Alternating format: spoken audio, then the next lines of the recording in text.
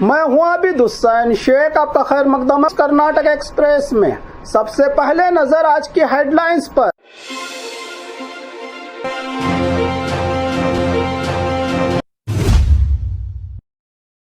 SIR पर BK Hariprasad का BJP RSS पर तेज हमला, अल्पसंख्यकों मजदूरों के नाम हटाने की साजिश का लगाया गंभीर आरोप। जन औषधि केंद्रों पर रेड, 133 सेंटर्स को शोकॉस नोटिस जारी। केआरपुरम ट्रिपल मर्डर का खौफनाक राज, बेटी ने लवर के साथ मिलकर मां बाप और बहन का किया काम तमाम।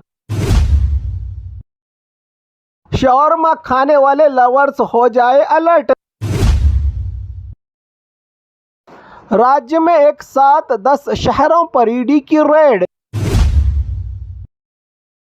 हरिहर में व्यक्ति गिरफ्तार, पाकिस्तान से कनेक्शन का शक, सोशल मीडिया के जरिए आतंकी लिंक्स की जांच हुई तेज।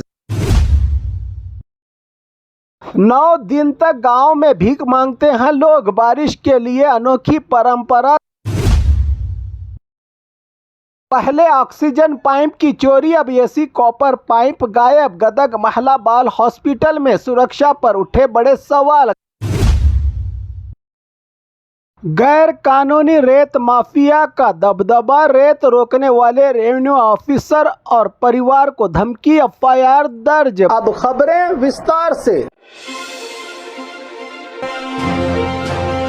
एसआईआर पर बीके हरिप्रसाद का बीजेपी आरएसएस पर तेज हमला, अल्पसंख्यकों मजदूरों के नाम हटाने की साजिश का लगाया गंभीर आरोप। एसआईआर स्पेशल इंटेंसिव रिवीजन मुद्दे को लेकर कांग्रेस ने अपनी मुहिम तेज कर दी है। इसी की कड़ी में मंगलुरु में केपीसीसी कर्नाटका प्रदेश कांग्रेस कमेटी के राज्याध्यक्ष बीके हरिप्रसाद ने बीजेपी और आरएसएस पर निशाना साधते हुए आरोप लगाया कि वोटर लिस्ट से अल्पसंख्यकों, मजदूरों और गरीबों के नाम हटाने की कोशिश की जा रही है। मंगलुरु में बात करते हुए हरिप्रसाद ने कहा कि मुसलमान हो या क्रिश्चियन, देश में पैदा हुआ हर व्यक्ति भारत का नागरिक है और उसे वोट देने का पूरा अधिकार। उन्होंने कहा कि किसी भी नागरिक को वोटर लिस्ट से बाहर रखना लोकतंत्र और संविधान के खिलाफ काम है। हरिप्रसाद ने पीएम मोदी पर भी तंज करते हुए कहा कि अगर कागजों के बिना लोग देश के प्रधानमंत्री बन सकते हैं तो आम नागरिक को वोट बनाने से कैसे रोका जा सकता है। कहा बीके हरिप्रसाद ने उन्होंने कांग्रेसी कार्यकर्ताओं से अपील की कि वोटर लिस्ट पर नजर रखें और किसी भी हकदार नागरिक का नाम वोटर लिस्ट से काटने न दें। कांग्रेस ने एसआईआर प्रक्रिया को लेकर राज्य भर में जागृति अभियान चलाने का ऐलान किया है और वोटर अधिकार की सुरक्षा को अपनी पहली प्राथमिकता बताई। राज्याध्यक्ष ने जन औषधि केंद्रों पर रेड, 133 सेंटर्स को शोकॉस नोटिस जारी। ब्रांडेड दवाइयां बेचने का आरोप, कर्नाटका में प्रधानमंत्री जन औषधि केंद्रों को लेकर नया विवाद खड़ा हो गया है। राज्य के ड्रग कंट्रोल डिपार्टमेंट ने 2 दिन के अंदर 172 जन औषधि केंद्रों पर जांच की, जिसमें 133 केंद्रों को शोकॉस नोटिस जारी किया गया है। आरोप है कि जन औषधि केंद्रों में नियमों के खिलाफ ब्रांडेड दवाइयां बेची जा रही थी। नियम के मुताबिक जन औषधि केंद्रों में सिर्फ अनुमोदित जेनरिक मेडिसिन ही बेची जा सकती हैं, दूसरी कोई दवाई नहीं। जांच के दौरान अन्य कंपनियों के ब्रांडेड मेडिसिन मिलने पर ड्रग कंट्रोल विभाग ने स्पष्टीकरण मांगा है। दुकानों से डिपार्टमेंट ने कहा है कि नोटिस का संतोषजनक जवाब न मिलने पर कानूनी कार्रवाई की जा सकती है। दूसरी तरफ जन औषधि केंद्र संगठन ने आरोप लगाया है कि राज्य सरकार लगातार केंद्रीय योजनाओं को निशाना बना रही है। संगठन ने इस मामले को केंद्र सरकार और आरोग्य मंत्रालय के सामने उठाने की बात कही। फिलहाल सबकी नजर शोकॉस नोटिस, वजह बताओ नोटिस के जवाब और आगे की कार्रवाई पर टिकी हुई है। अगर नियमों का उल्लंघन साबित होता है तो संबंधित जन औषधि केंद्रों पर सख्त एक्शन लिया जा सकता है। KR पुरम ट्रिपल मर्डर का खौफनाक राज। बेटी ने लवर के साथ मिलकर मां बाप और बहन का किया काम तमाम। 30 लाख के लोन से खुला पूरा सस्पेंस। बेंगलुरु के KR पुरम ट्रिपल मर्डर केस ने पूरे शहर को हिलाकर रख दिया है। पुलिस की तहकीकात में एक के बाद एक हैरान करने वाले खुलासे सामने आ रहे हैं। आरोप है कि श्वेता नाम की महिला ने अपने आशिक के साथ मिलकर मां बाप और बहन की बेरहमी से हत्या कर दी। जानकारी के मुताबिक श्वेता ने बैंक से लगभग 30 लाख रुपयों का लोन लिया था। लोन और रुपयों को लेकर घर में तनाव चल रहा था। इसी बीच उसने अपने पेरेंट्स और बहन को घर पर खाने के लिए बुलाया। जब परिवार घर पहुंचा तो उन्हें पता चला कि श्वेता एक व्यक्ति के साथ लिव इन रिलेशनशिप में रह रही है। इसी बात को लेकर बहस हुई और मामला खूनी अंजाम तक पहुंच गया। पुलिस के मुताबिक पहले से रची गई साजिश के तहत आशिक के साथ मिलकर तीनों का कत्ल किया गया। जांच में लोन, लिव इन रिलेशनशिप और पारिवारिक विवाद को कत्ल की मेन वजह मानी जा रही है। पुलिस अब पूरे मामले की गहराई से जांच कर रही है कि जानकारी मीडिया के आगे दी। पुलिस कमिश्नर सीमंत कुमार सिंह, इन्होंने आरोपियों से पूछताछ की जा रही है। ये खौफनाक वारदात एक बार फिर पारिवारिक रिश्तों में बढ़ रही दूरी और नौजवानों के बीच पैदा हो रहे तनाव पर गंभीर सवाल खड़े कर रही है। शॉर्मा खाने वाले लवर्स हो जाए अलर्ट। बेंगलुरु में शॉर्मा और कबाब सैंपल्स फेल। कैंसर पैदा करने वाले रंगों का खुलासा। शॉर्मा और कबाब पसंद करने वालों के लिए एक चौंकाने वाली खबर सामने आई है। बेंगलुरु में फूड सेफ्टी डिपार्टमेंट की जांच में कई शॉर्मा और कबाब सैंपल्स खराब पाए गए हैं। रिपोर्ट्स के मुताबिक कुछ जगहों पर तैयार किए गए शॉर्मा और कबाब में खतरनाक आर्टिफिशियल कलर्स का इस्तेमाल किया जा रहा था। डिपार्टमेंट ने 32 शॉर्मा सैंपल्स और 19 कबाब सैंपल्स इकट्ठा करके लेबोरेटरी में टेस्ट के लिए भेजे थे। जांच में 8 शॉर्मा सैंपल्स और 2 कबाब सैंपल्स को खाने के लिए असुरक्षित बताया गया। रिपोर्ट्स में पता चला कि कुछ वेंडर्स बैन्ड और हार्मफुल केमिकल कलर्स का इस्तेमाल कर रहे थे। एक्सपर्ट्स के मुताबिक इन सिंथेटिक कलर और कार्सिनोजेनिक फैक्ट्स हो सकते हैं जो कैंसर, दिल की बीमारी, जेनेटिक प्रॉब्लम्स और मोटापे जैसे गंभीर हेल्थ इशू का सबब बन सकते हैं। रोजाना ऐसे रंगों वाली चीज़ों का इस्तेमाल सेहत के लिए खतरनाक माना जा रहा है। फूड सेफ्टी डिपार्टमेंट ने इस मामले को गंभीरता से लेते हुए और ज़्यादा जांच और मॉनिटरिंग का भरोसा दिया है। जनता को भी सलाह दी गई है कि सिर्फ भरोसेमंद और साफ सुथरी जगहों से ही खाने की चीजें खरीदें। राज्य में एक साथ 10 शहरों पर ईडी की रेड। ईडी की बड़ी रेड। सतीश जारकीहोली के रिश्तेदारों और एक्साइज ऑफिसर्स के ठिकानों पर छापामारी। बेनामी जायदाद और मनी ट्रायल की जांच हुई तेज। कर्नाटका में इन्फोर्समेंट डायरेक्टोरेट ईडी ने एक बड़ी कार्रवाई करते हुए बेलगाम समेत राज्य के कई शहरों में एक साथ छापामारी की है। यह रेड एक्साइज डिपार्टमेंट के एडिशनल कमिश्नर वाई मंजुनाथ के घर और उनके करीबी लोगों के ठिकानों पर की गई है। कुछ रिपोर्ट्स में मंजुनाथ को मंत्री सतीश जारकीहोली के पारिवारिक रिश्तेदारों और करीबी लोगों से जुड़ा बताया जा रहा है। ये मामला बेलगाम में लगभग 10 जगहों पर और बेंगलुरु, मैसूरू, दावनगेरे, बल्लारी, अरसीकेरे और गोवा तक कई ठिकानों पर ईडी की टीम्स ने तलाशी अभियान चलाया। कर्नाटका, गोवा और राजस्थान के अधिकारियों को मिलाकर अलग अलग टीम्स बनाई गई हैं। इस रेड के लिए जांच का केंद्र बिंदु बेनामी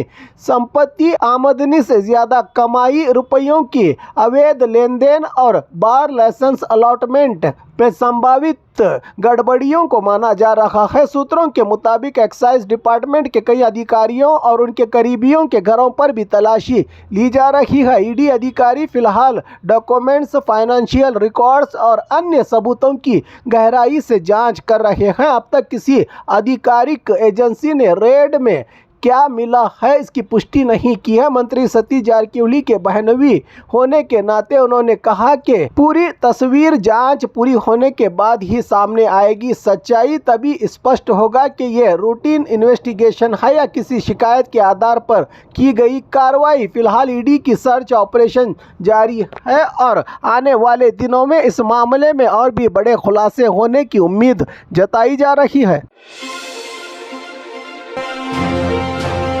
हरिहर में व्यक्ति गिरफ्तार, पाकिस्तान से कनेक्शन का शक, सोशल मीडिया के जरिए आतंकी लिंक्स की जांच हुई तेज। कर्नाटका के दावणगेरे जिला के हरिहर इलाके में एक 20 साल के सोहेल नामी व्यक्ति बताया जा रहा है, जिसका नाम पुलिस ने शक की बुनियाद पर गिरफ्तार किया है। इस व्यक्ति को एसपी शेखर के मुताबिक ये लड़का असल में उत्तर प्रदेश का रहने वाला है और लगभग 15 दिन पहले ही प्राइवेट फैक्ट्री में पेंटिंग का काम करने हरिहर आया था। पुलिस को उसकी सस्पेक्टेड हरकतों की खबर मिली थी, जिसके बाद पूछताछ और मोबाइल वेरिफिकेशन की गई। जांच में पता चला कि वो व्हाट्सएप और सोशल मीडिया के जरिए पाकिस्तान में मौजूद कुछ लोगों के कांटेक्ट में था। इसके बाद हरिहर ग्रामीण पुलिस स्टेशन में केस दर्ज कर उसे हिरासत में लिया गया है। पुलिस के मुताबिक ये व्यक्ति 10 लोगों के ग्रुप के साथ काम के लिए हरिहर आया था उत्तर प्रदेश से। अब बाकी लोगों की भी वेरिफिकेशन की जा रही है। जाँच में ये भी देखा जा रहा है कि क्या इसका कनेक्शन पहले तुमकुरू में सामने आए इसी तरह के एक और मामले से जुड़ा हुआ है या नहीं। एसपी शेखर ने कहा कि फिलहाल सोशल मीडिया और ऑनलाइन ग्रुप्स के जरिए संबंध होने की प्राथमिक जानकारी मिली है। मोबाइल डाटा और डिजिटल एविडेंस की जांच जारी है। पुलिस और इंटेलिजेंस एजेंसीज मिलकर इस बात का पता लगा रही हैं कि यह सिर्फ ऑनलाइन कॉन्टैक्ट था या किसी बड़ी साजिश का एक हिस्सा। फिलहाल आरोपी से पूछताछ जारी है और पुलिस का कहना है कि पूरी जांच के बाद ही सारी सच्चाई सामने आएगी। 9 दिन तक गांव में भीख मांगते हैं लोग, बारिश के लिए अनोखी परंपरा। दावणगेरे के कनकनगट्टी गांव की निराली रीत। कर्नाटका के दावणगेरे जिला के कनकनगट्टी गांव में बारिश के लिए एक अनोखी और सदियों पुरानी परंपरा आज भी निभाई जा रही है। मानसून की देरी और खेती की चिंता के बीच गांव के लोग 9 दिन तक घर घर जाकर भीख मांगते हैं। गांव वालों का मानना है कि इस परंपरा से बारिश बरसाने वाले भगवान खुश होते हैं और अच्छी बारिश होती है। भिक्षा में जमा किए गए अनाज और सामान से सामूहिक भोजन तैयार किया जाता है, जिसे पूरा गांव मिलकर खाता है। किसानों के मुताबिक ये रिवाज उनके पुरखों के ज़माने से चला आ रहा है और हर साल मानसून कमज़ोर पड़ने पर इसे निभाया जाता है। इस साल भी कम बारिश के चलते गाँव वालों ने 9 दिन की इस परंपरा को शुरू किया और गाँव भर में भीख मांगकर इस रिवाज को निभाया। अब सबकी नज़रें आसमान पर टिकी हैं और गांव वाले उम्मीद कर रहे हैं कि उनकी दुआ और परंपरा रंग लाएगी और जल्द ही अच्छी बरसात होगी।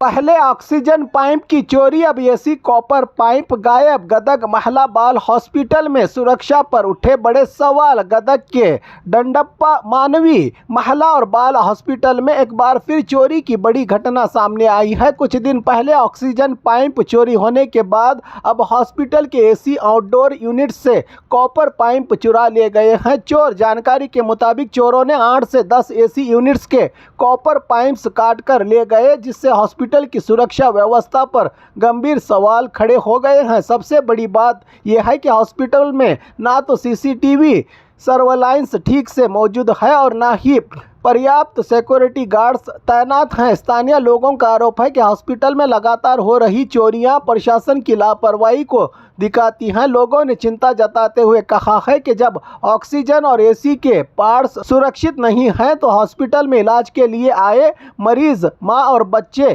कितने सुरक्षित होंगे का सवाल उठाया है। सूत्रों के मुताबिक हॉस्पिटल फिलहाल विभागीय हस्तांतरण और फंड की कमी की समस्या से जूझ रहा है, जिसकी वजह से सुरक्षा और बुनियादी सुविधाओं पर असर पड़ रहा है। गैर कानूनी रेत माफिया का दबदबा। रेत रोकने वाले रेवेन्यू ऑफिसर और परिवार को धमकी। एफआईआर दर्ज। बागलकोट जिला के जमखंडी तालुका के सेनाल गांव के पास कृष्णा नदी में चल रहे गैर कानूनी रेत माफिया के रैकेट का एक चौंकाने वाला मामला सामने आया है। आरोप है कि गैर कानूनी रेत की लूट को रोकने की कोशिश करने वाले विलेज अकाउंटेंट गंगैया हिरेमठ और उनके परिवार को रेत माफिया ने धमकी दी दी है। जानकारी के मुताबिक कृष्णा नदी के किनारे रात के अंधेरे में ट्रैक्टर और गाड़ियों के जरिए बड़े पैमाने पर रेत का अवैध धंधा चल रहा था। रेवेन्यू और पुलिस टीम ने कार्रवाई करते हुए कुछ वाहनों को सीज किया। इसी से नाराज होकर कुछ लोगों ने अधिकारी का रास्ता रोका और बाद में रात को उनके घर पहुंचकर धमकी और गाली गलौज की। इस घटना का वीडियो भी सामने आया है जो सोशल मीडिया पर खूब वायरल हो रहा है। मामले को गंभीरता से लेते हुए तहसीलदार की तरफ से पुलिस स्टेशन में शिकायत दर्ज करवाई गई है। पुलिस ने 3 से 4 आरोपियों के खिलाफ एफआईआर दर्ज कर ली है और गिरफ्तारी की प्रक्रिया जारी है। स्थानीय लोगों का कहना है कि कृष्णा नदी के इलाके में गैरकानूनी रेत माफिया का धंधा लगातार बढ़ रहा है और इसी पर सख्त कार्रवाई की जरूरत है। फिलहाल पुलिस मामले की जांच में जुटी है।